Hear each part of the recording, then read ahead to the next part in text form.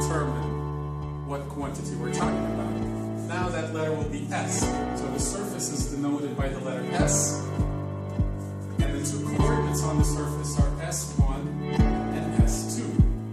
So you can imagine coordinate lines may look something like this.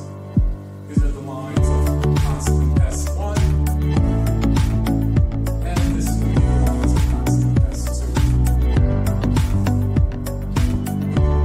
Collectively, these coordinates will be referred to as S alpha.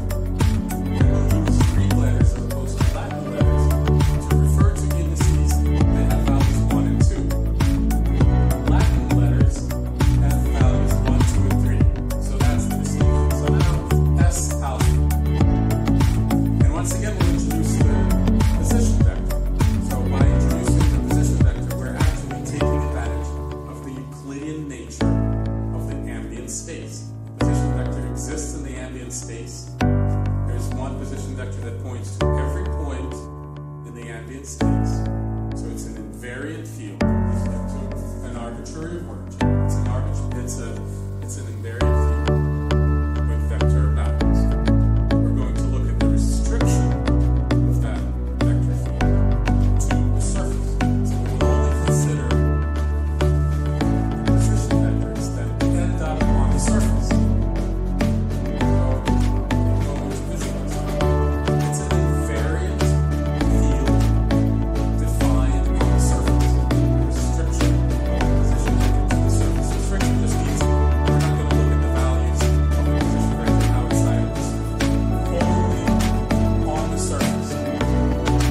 Once again, this is possible because the ambient field is great.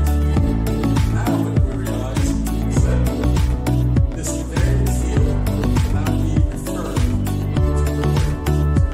So it can be considered a function of coordinates. So now the position vector R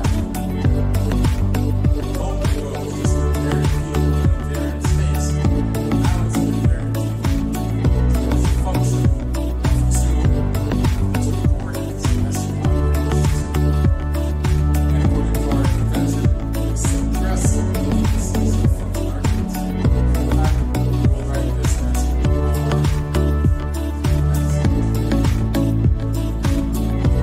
R S1 and R S2. If you consider the surface of a sphere, S1 and S2 are commonly taken to be laid at 5. On a torus, it's another set of two natural variables on an arbitrary surface. It's an arbitrarily shaped pattern. Okay, so following the pattern that we started with Euclidean space, we defined covariant basis. It is defined by differentiating the position vector with respect to each of the variables.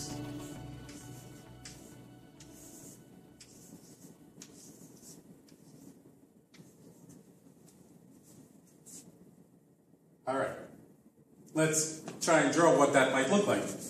I actually have yellow chalk here, which is very convenient. So previously I said that these are lines of constant S1. So these would be lines of constant S2. So these are lines along which S1 is changing. So dr ds1 is likely pointing along this line. It's tangent to the surface. So it might look like something like this. This might be S1. And similarly, S2 might look something like this. S2. Okay. In the book you can find the drawings for the sphere, ellipse, I think, and maybe a couple other common surfaces. And of course, their length very much depends on just exactly how the surface is parametrized with S1 and S2.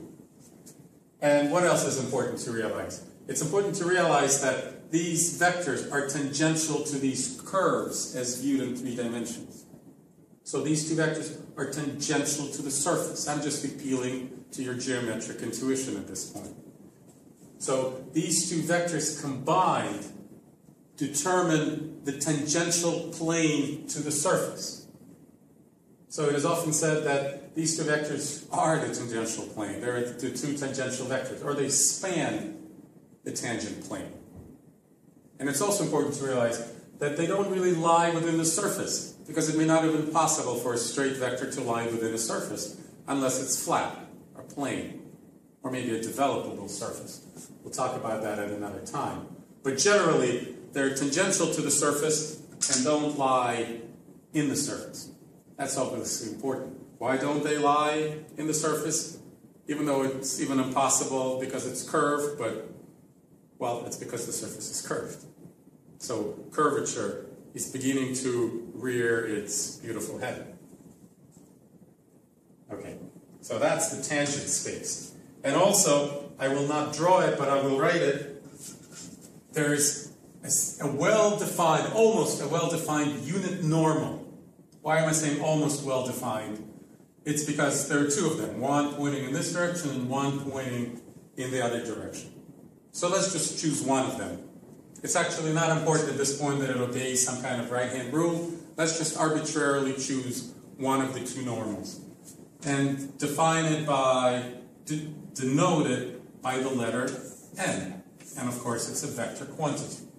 Now, n is a unit vector that's orthogonal to both S1 and S2. We might as well write this property of S1 and S2 and the property of the normal. It's orthogonal to each one. So here's your pair of identities that express it in the algebraic language. And it's also unit length, which can be written this way. So this is more of a characteristic of the normal rather than the tangential vector.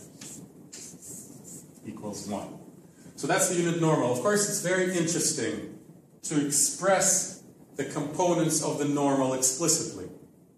They would have to be expressed because this vector does not lie in the tangential plane.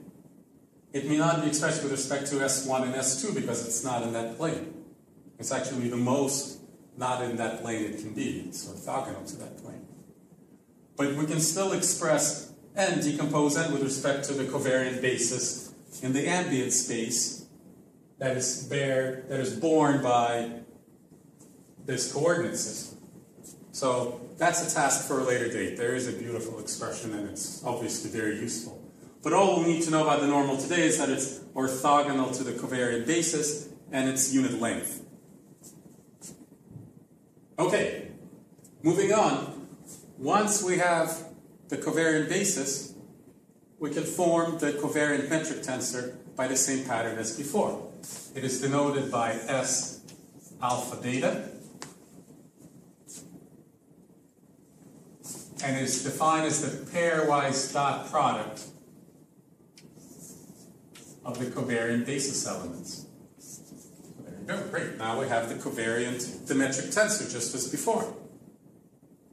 Once we have the metric tensor, we can do all sorts of things on the surfaces. Once again, we'll save that for a later date, but measure lengths, measure lengths of curves, measure lengths of areas of patches, and so forth.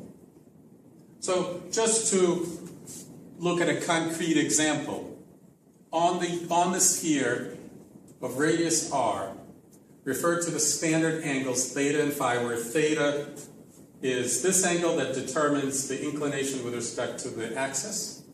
I guess that's the longitude angle. And phi determines the meridian. Then for that coordinate system, the covariant metric tensor has the following form. R squared, 0, 0, R squared, sine squared theta. That's for a sphere